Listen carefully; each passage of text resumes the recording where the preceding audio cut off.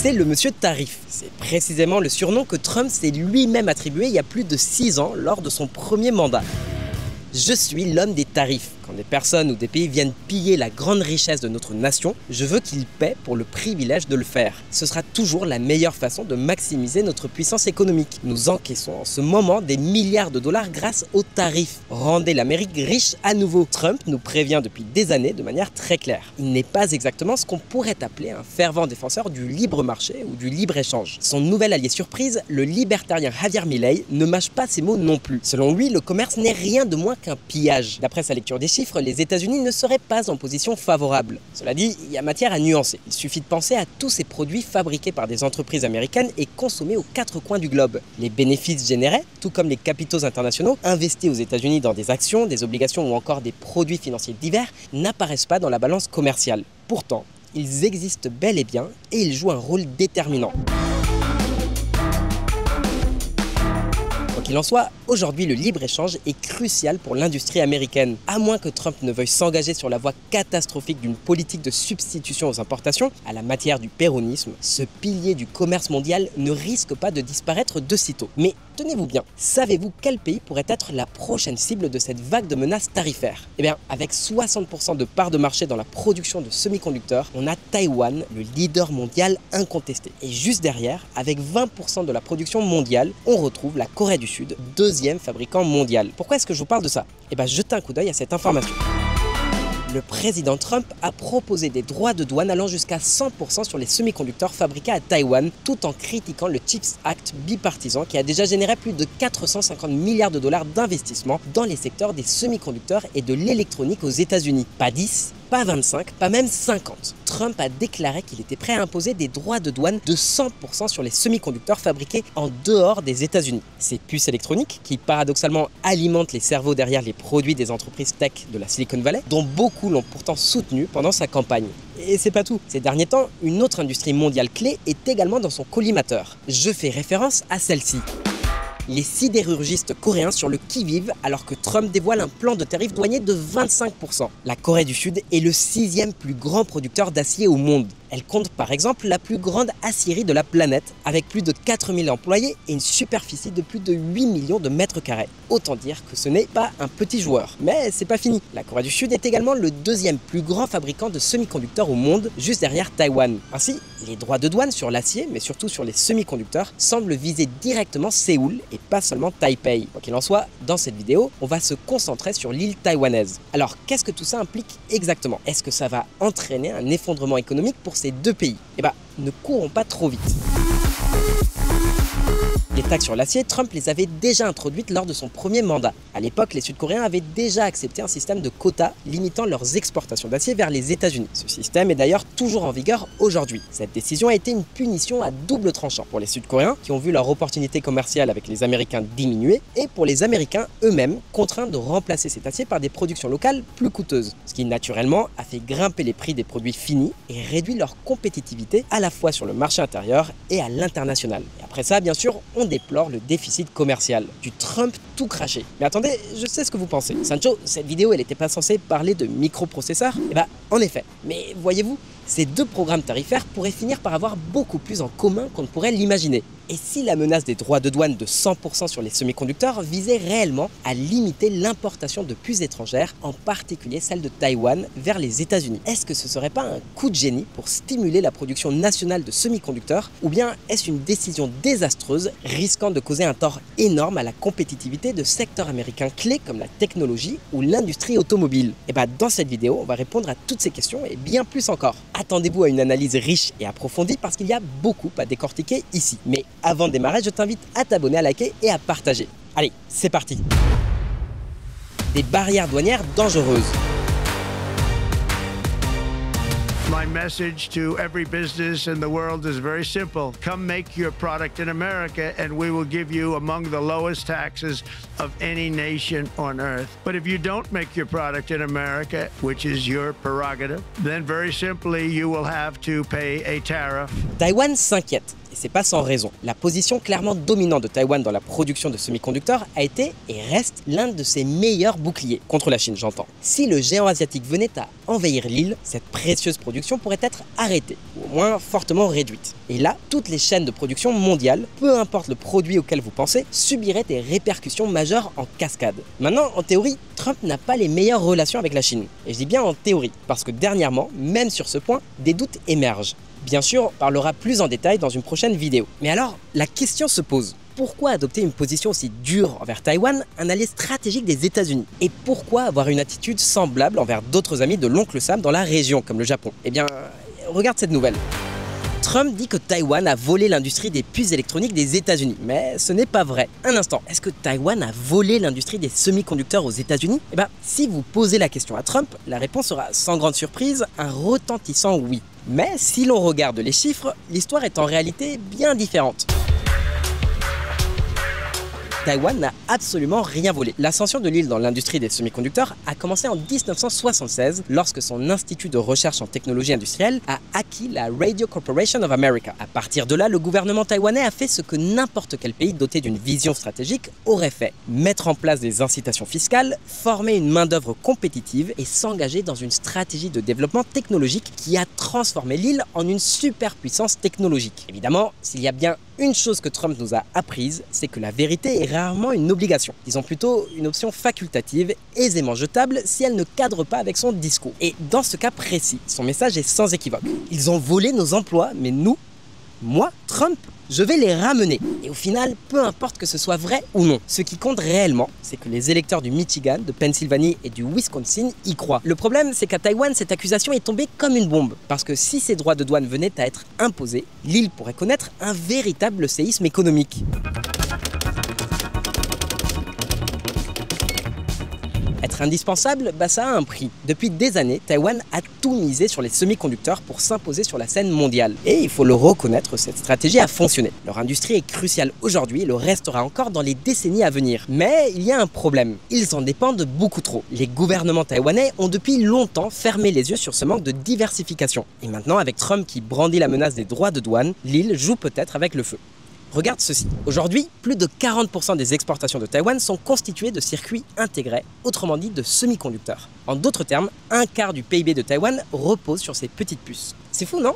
Mais que diriez-vous si je vous disais que ce n'est pas le plus inquiétant? Le vrai problème réside dans l'identité de leurs clients. Vous devinez qui est l'un des plus grands acheteurs de semi-conducteurs taïwanais, voire le plus grand de tous? Exactement, l'oncle Sam. Pas moins de 44% des puces logiques et 24% des puces mémoire importées par les États-Unis proviennent de cette petite île. Maintenant, imaginez l'impact que les droits de douane de Trump pourraient avoir sur Taïwan. Et ici, peu importe qu'il s'agisse de 25, 50 ou même 100%. Parce que toute barrière commerciale pourrait ébranler toute la chaîne d'approvisionnement. Et souvenez-vous, ça n'affecterait pas seulement les fabricants de semi-conducteurs. C'est tout un écosystème d'entreprises sur l'île qui souffrirait également. Prenons un exemple. De nombreuses entreprises de circuits intégrés, à commencer par l'omnipotent TSMC, Taiwan Semiconductor Manufacturing Company, sont situées dans le Hsinchu Science Park, le centre industriel le plus important du pays. Pour vous donner une idée, ce parc génère à lui seul plus de 360 milliards de dollars de revenus liés aux semi-conducteurs. Ça vous semble énorme? On va reformuler. C'est quasiment la moitié du PIB taïwanais. Ouais, ça représente une somme colossale, une quantité d'argent absolument phénoménale pour cette toute petite île. Mais attendez, c'est pas tout, hein. Autour de ces usines gravitent des entreprises de conditionnement, de transport et d'énergie. Bref, c'est un engrenage économique gigantesque et essentiel. Il n'est donc pas surprenant que le gouvernement taïwanais fasse tout son possible pour calmer les angoisses de ses producteurs face à cette menace imminente. Taïwan envisage un soutien à l'industrie des semi-conducteurs après la menace tarifaire de Trump. Le Premier ministre Cho Jung-tae a déclaré que le gouvernement de l'île chercherait des moyens de maintenir la position dominante de l'île. Attendez une minute, parce que la partie la plus croustillante de cette histoire n'est pas tant de savoir comment toute cette affaire pourrait affecter Taïwan sur le plan économique et stratégique, mais plutôt, comme on te le disait plus tôt, comment elle pourrait impacter les États-Unis eux-mêmes.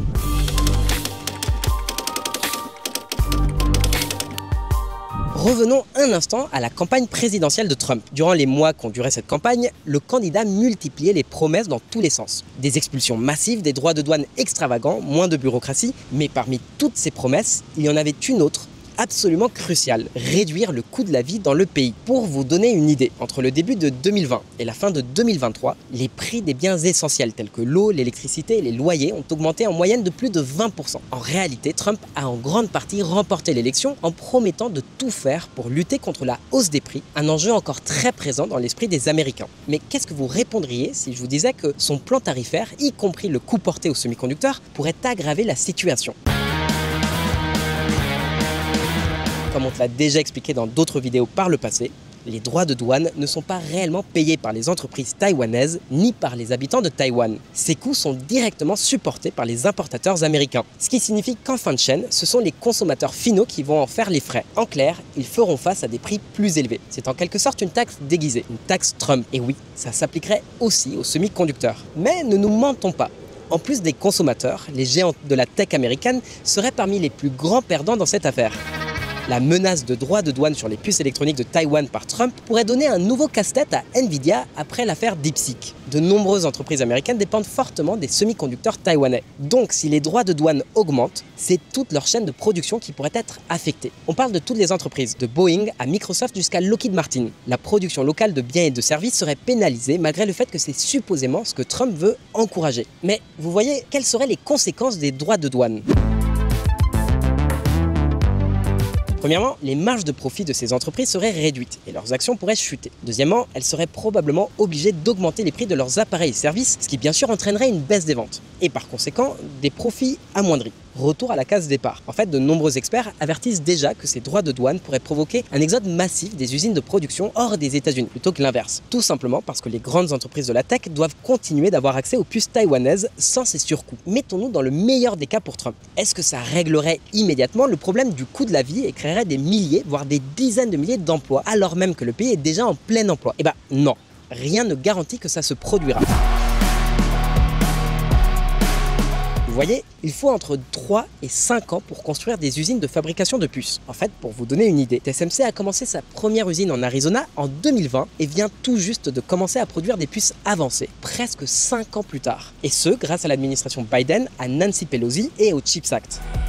Pour la première fois dans l'histoire de notre pays, nous fabriquons des puces de pointe de 4 nanomètres sur le sol américain, avec des travailleurs américains, avec des rendements et une qualité comparables à ceux de Taïwan. C'est une grande avancée, jamais réalisée auparavant, jamais dans notre histoire. Gina Raimondo, ancienne secrétaire au commerce des États-Unis. En d'autres termes, il faudrait des années pour que la production américaine atteigne le niveau de celle de Taïwan, si tant est qu'elle y parvienne un jour. Et c'est précisément pour ces raisons que ces droits de douane pourraient s'avérer être un tir dans le pied pour l'économie américaine. À très long terme, il pourrait éventuellement permettre d'augmenter la production de puces. Mais entre-temps, il entraînerait des années de souffrance et des coûts énormes, tant pour les consommateurs que pour les entreprises. En fait, vous savez à qui ça profiterait le plus tout ça? Eh bien, exactement, la République populaire de Chine. Ce serait un cadeau pour Xi Jinping. Et bien sûr, ceux qui seraient le plus durement impactés, ce serait l'autre Chine, celle qui est encore officiellement appelée République de Chine, autrement dit Taïwan. Mais qu'est-ce que vous penseriez si on vous disait que les entreprises taïwanaises écoutent le message de Trump? Et si c'était l'île elle-même qui mettait en danger son immense industrie technologique et même son indépendance, encore plus que Trump lui-même? Bah, écoutez attentivement parce que c'est ce qu'on va vous expliquer. Et je pense que vous allez être surpris.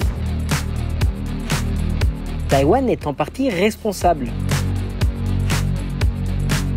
Très bien.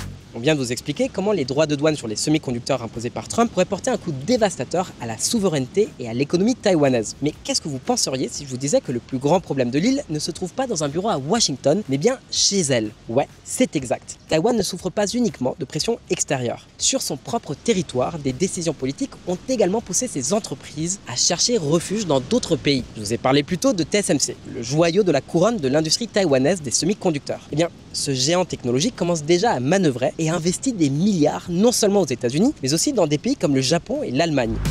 TSMC augmente ses investissements dans les puces électroniques au Japon à plus de 20 milliards de dollars. Le fabricant taïwanais de semi-conducteurs cherche à réduire les risques géopolitiques, prévoit d'ajouter une deuxième usine avec l'aide de Toyota. L'Allemagne, par exemple, a un plan ambitieux pour produire 20% des semi-conducteurs mondiaux localement d'ici 2030, en collaboration précisément avec TSMC qui s'est engagé à d'énormes investissements en échange de subventions et d'avantages fiscaux en tout genre. Et bien sûr, la question que beaucoup d'entre vous se posent probablement est la suivante. Pourquoi les entreprises taïwanaises taïwanaises semblent-elles si désireuses de cesser d'étendre leurs usines à Taïwan et de les délocaliser à l'étranger? Eh bien, gardez une chose à l'esprit. Les risques politiques et militaires avec la Chine ne sont pas la seule raison. En réalité, ils ne sont peut-être même pas le principal coupable. S'il y a une chose dont l'industrie des semi-conducteurs a besoin, c'est l'énergie. Énormément d'énergie. Une énergie abondante, disponible à tout moment et bon marché. Pour vous donner une idée, TSMC à elle seule a consommé 6,4% de toute l'électricité de Taïwan en 2021. Et en 2025, on estime que ce pourcentage pourrait atteindre 12,5%. Un doublement autrement dit. En d'autres termes, 1 MW sur 8 généré à Taïwan ira directement à TSMC. C'est tout simplement incroyable. C'est d'ailleurs ici, dans cette énorme demande énergétique, que surgit le grand problème politique. Regarde ceci. Taïwan ferme l'avant-dernière centrale nucléaire dans un virage controversé. Cette décision pourrait rendre l'île plus dépendante des importations d'énergie. Taïwan prévoit de mettre hors de service le dernier réacteur d'ici mai de l'année prochaine. Juste au moment où Taïwan a besoin de plus d'énergie et où les tensions avec la Chine s'intensifient, l'île ferme ses centrales nucléaires, perdant ainsi une source d'approvisionnement bon marché et fiable. En d'autres termes, elle suit la même trajectoire que l'Allemagne de Merkel. Sérieusement les Taïwanais, on admire les réussites de votre pays, mais là ça revient carrément à se tirer une balle dans le pied.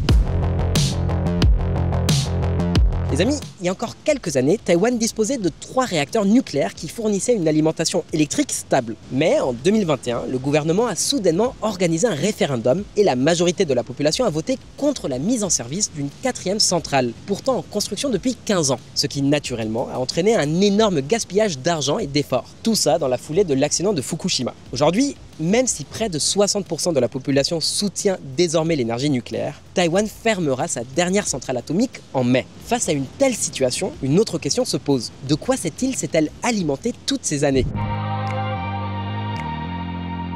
Certes, l'énergie nucléaire n'a jamais représenté une part très importante du mix énergétique taïwanais, mais elle apportait tout de même une certaine stabilité, des prix plus bas et une certaine indépendance énergétique. Même si nous remettons en marche tous nos anciens réacteurs nucléaires, ça resterait relativement faible. Mais tous ces combustibles sont stockés sur place en routine pour 18 mois. Cette petite quantité d'énergie sur laquelle vous pouvez compter pour ne pas manquer pourrait faire ou défaire l'avenir de Taïwan. Angelica Hung, fondatrice de la Clean Energy Transition Alliance. En fait, Taïwan a même connu des pannes de courant et des rationnements en raison des fortes consommations d'énergie et du manque d'une source d'approvisionnement sécurisée. Qui plus est, la fin de l'énergie nucléaire, combinée à la tendance à la remplacer par des combustibles fossiles, n'a fait qu'aggraver la forte dépendance du pays vis-à-vis de l'étranger. Plus de 97% des besoins énergétiques de l'île sont couverts par des importations. Cette dépendance rend le pays totalement vulnérable à d'éventuelles interruptions d'approvisionnement et à de grandes fluctuations des prix. Ainsi, ces dernières années, la dépendance de Taïwan au pétrole, au charbon et au gaz pour produire de l'électricité, des ressources dont l'île ne dispose évidemment pas, a considérablement augmenté. Par exemple, on estime que ces réserves de gaz ne garantissent qu'une semaine d'approvisionnement. C'est complètement fou. Tout ça, ça place le leader mondial des semi-conducteurs dans une position encore plus vulnérable pour l'avenir et le rend extrêmement dépendant des marchés internationaux. Et pourquoi est-ce que c'est si important? Parce que si la Chine décidait de bloquer les routes d'approvisionnement, Taïwan pourrait se retrouver sans électricité en quelques jours seulement. N'oubliez pas qu'en 2022, lorsque Nancy Pelosi, alors président de la Chambre des représentants des États-Unis, a visité Taïwan, la Chine a répondu par un blocus militaire partiel et des exercices simulant une attaque sur l'île. Durant cette période, qui n'a duré que quelques jours, le trafic maritime a chuté en flèche, créant un problème temporaire dans les chaînes d'approvisionnement. Si cet événement venait à se reproduire à une échelle encore plus importante, Taipei pourrait se retrouver dans l'impossibilité d'obtenir du pétrole, du charbon et du gaz en quantité nécessaire pour faire tourner sa colossale industrie de puces électroniques. Alors certes, les semi-conducteurs peuvent être exportés temporairement par voie aérienne, comme c'est partiellement le cas aujourd'hui. Mais il est impossible de faire de même pour importer du pétrole ou du gaz. Résultat, l'île se retrouverait littéralement dans le noir. Et voilà justement où réside le problème. La seule source d'énergie restante sur laquelle Taïwan pourrait éventuellement compter en cas d'urgence, c'est précisément celle qui est en train d'être fermée. Est-ce que ça veut dire pour autant que les droits de douane sur les semi-conducteurs pourraient au final devenir une sorte de coup fatal pour Taipei? Reste attentif. La fin du bouclier de silicium. Pour ceux qui ne le savent pas, le Silicon Shield, le bouclier de silicium, fait référence au rôle crucial de Taïwan dans la production de semi-conducteurs qui agit comme une sorte d'assurance vie pour le pays. L'idée, c'est que son industrie est tellement essentielle au reste du monde que même la Chine n'oserait pas lancer une invasion. Pourquoi? Tout simplement parce qu'une attaque sur l'île paralyserait la fabrication des puces les plus avancées au monde. Ça affecterait les chaînes de production sur toute la planète, y compris en Chine continentale elle-même. Néanmoins, les droits de douane que Trump menace d'implémenter ne se contenteraient pas de punir Taïwan économiquement, ils pourraient aussi affaiblir son industrie au point de la pousser à se délocaliser dans d'autres pays. Et si ça arrivait, Taïwan perdrait sa meilleure défense contre la Chine, laissant Beijing avec moins de raisons pour ne pas lancer une invasion à grande échelle. Ce qui est ironique, c'est que ça contredit totalement la stratégie de Trump lors de son premier mandat. À l'époque, il se montrait extrêmement dur envers la Chine, imposant sanctions et restrictions commerciales à tour de bras avec toutes sortes de menaces. Ces derniers temps, cependant, sa position semble plus ambiguë, à tel point que certains analystes se demandent est-il en train d'ouvrir la voie à une prise de contrôle de Taïwan par la Chine sans opposition. Et attention parce que cette fois-ci, de nombreuses suspicions émergent autour de l'idée que Trump pourrait essayer de conclure un accord avec Beijing en échange d'avantages commerciaux ou stratégiques. Mais est-il possible que la situation de Taïwan fasse partie du deal? Je sais pas, ça a l'air tiré par les cheveux, mais pas tant que ça. Rappelons que la Chine a déjà pris le contrôle définitif et total de l'autonomie de Hong Kong en 2019, alors même que Donald Trump était président. En réalité, peut-être qu'il n'y a même pas besoin d'un accord explicite ou d'une trahison délibérée des autorités américaines. Imposer des sanctions tarifaires à l'île pourrait suffire à accélérer une telle manœuvre de la Chine si le Silicon Shield venait à s'effondrer. Et attention, si la Chine prenait le contrôle de Taïwan, l'impact irait bien au-delà des semi-conducteurs. Ça permettrait à Beijing de contrôler entièrement un passage stratégique vers le Japon et le Pacifique, le détroit de Taïwan. Ça porterait un coup sévère à la puissance navale des États-Unis et de leurs alliés clés, comme le Japon et la Corée du Sud, dans leur capacité à contenir l'expansionnisme chinois. En somme, ce qui ressemblait à une simple guerre commerciale pourrait se transformer en un coup de maître ou une catastrophe monumentale. Avec ses droits de douane, Trump cherche à renforcer l'industrie américaine et supposément à punir la Chine. Mais ce faisant, il pourrait en réalité contribuer à affaiblir son allié le plus important en Asie, Taïwan. Et si l'île perd son Silicon Shield, Beijing aura plus que jamais une incitation à passer à l'action. Pire encore, cette histoire pourrait affaiblir les États-Unis et leurs industries les plus avancées et à haute valeur ajoutée. Ce qui nous laisse avec une énorme question. S'agit-il d'une manœuvre de pression pour forcer Taïwan à s'aligner davantage sur Washington? Ou bien est-ce que c'est une erreur de calcul qui pourrait complètement bouleverser l'équilibre de force dans le Pacifique? Parce que si l'industrie des semi-conducteurs quitte Taïwan et que l'île perd son principal atout de survie, la Chine a déjà montré qu'elle est prête à jouer les durs lorsqu'il s'agit de ce qu'elle considère comme son territoire souverain. Alors la grande question c'est, jusqu'où les grandes entreprises technologiques et les alliés des États-Unis seront-ils prêts à aller dans cette guerre commerciale? Laissez-nous vos avis dans les commentaires, on espère que cette vidéo vous a plu. Si c'est le cas, pensez bien à liker, à partager, surtout à vous abonner. Et nous, on vous dit à très bientôt pour plus d'actu. À ciao, bonsoir.